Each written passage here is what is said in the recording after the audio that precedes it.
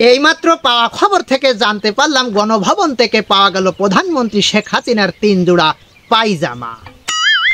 প্রধানমন্ত্রী শেখ হাসিনার পায়জামা নেওয়ার জন্য জনগণের টানাটানি হেঁচড়াহেঁচড়ি করতে থাকে। এক পর্যায়ে দেখা যায় পায়জামা টানাটানি হেঁচড়াহেঁচড়ি করতে গিয়ে ছিঁড়িয়ে যায়। ছিঁড়ে যাওয়া পায়জামার শব্দ গিয়ে ওবায়দুল কাদেরের কানে গিয়ে হঠাৎ করে আঘাত হানে।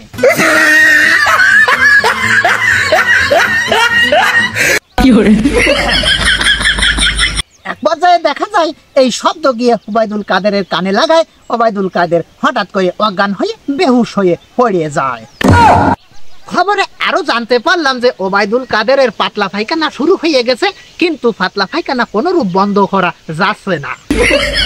খবরে আরো জানতে পারলাম যে পাতলা পায়খানার গতিবেগ ছিল ঘন্টায় 120 থেকে 50 কিলোমিটার বেগে।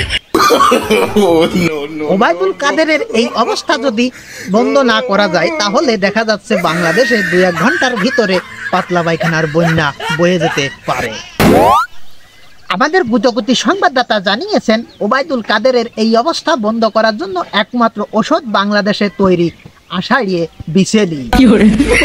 আমাদের মোচড়মারা সংবাদদাতা জানিয়েছেন গণভবন থেকে পায়জামাগুলো জনগণে নিয়ে যাওয়ায় প্রধানমন্ত্রী শেখ হাসিনা দুঃখ ভারাক্রান্ত হৃদয়ে চলে যায় মোদির কাছে। খবর এ পর্যন্ত, সবাই ভালো থাকবেন।